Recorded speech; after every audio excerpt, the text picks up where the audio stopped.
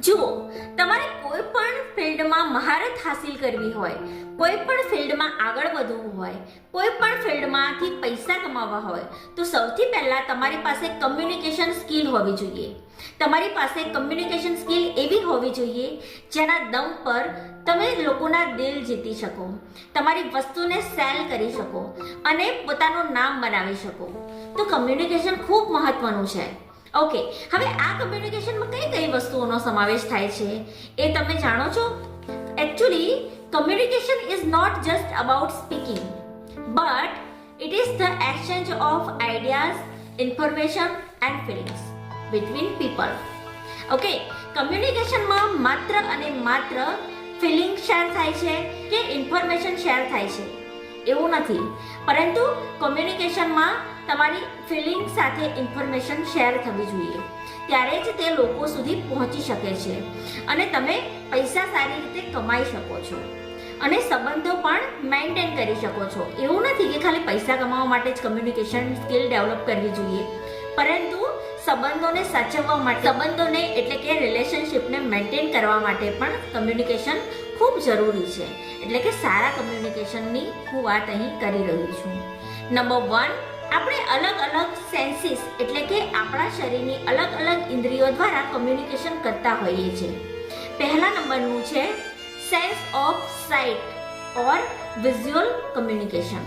હવે આ કમ્યુનિકેશનમાં માત્ર અને માત્ર જોવાથી કમ્યુનિકેશન થઈ શકે છે. એટલે કે facial expression, body language, gesture, return text, symbols, images વગેરે દ્વારા જોઈને તમે નોન વર્બલ કમ્યુનિકેશનથી જ કમ્યુનિકેશન સાધી શકો છો, તમારો મેસેજ કન્વે કરી શકો છો. તમારે અહીં લોકોના માત્ર અને માત્ર ફેશિયલ એક્સપ્રેશન જોવાના છે, તમારે એમની બોડી લેંગ્વેજને રીડ કરવાની છે. કોઈ વ્યક્તિનું મૂડ ખરાબ હોય તો પણ તમને એના ફેશિયલ એક્સપ્રેશનથી ખબર પડી જશે. કોઈ વ્યક્તિ ખૂબ ખુશ હોય તો પણ એના ફેશિયલ એક્સપ્રેશનથી તમને સમજાઈ જશે. બરાબર ને? તો ફેશિયલ એક્સપ્રેશન એટલે કે વિઝ્યુઅલ કમ્યુનિકેશન ખૂબ મહત્વનું છે. આઈ કોન્ટેક્ટ પણ એમાં જ આવી જશે અને આઈ કોન્ટેક્ટ દ્વારા પણ તમે ઘણી વસ્તુ સમજી શકો છો. Number 2, sense of hearing. સાંભળીને જે કમ્યુનિકેશન થાય છે, જેમ કે ફોન ઉપર માત્ર તમે અવાજ સાંભળી શકો, હું વોઇસ કોલની વાત કરું છું, જ્યાં તમે માત્ર અવાજ સાંભળતા હોય છે અને છતાં પણ કમ્યુનિકેશન સારી રીતે સમજી શકો છો. For example, speech, tone of voice, music, surrounding of sounds વગેરે વગેરે. કોઈ પણ વ્યક્તિ ફોન ઉપર વાત કરતી હોય અને તેના હાવભાવ સારા ના હોય, એટલે કે તે ઊંચા અવાજમાં બોલતી હોય કે ગુસ્સામાં બોલતી હોય કે પછી એ તમારા ઉપર કટાક્ષ કરતી હોય એ વ્યક્તિ, તો તમને એના ટોન ઉપરથી ખબર પડી જશે.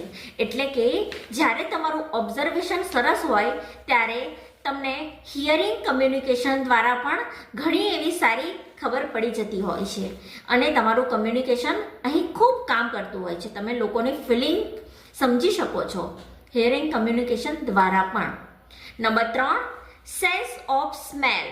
હવે સ્મેલથી પણ કેવી રીતે કમ્યુનિકેશન થાય છે એ ખૂબ ઇમ્પોર્ટન્ટ છે. જેમ કે કોઈ વ્યક્તિ પરફ્યુમ લગાવે તો આપણને એની આઈડેન્ટિટી એ પરફ્યુમથી ખબર પડી શકે.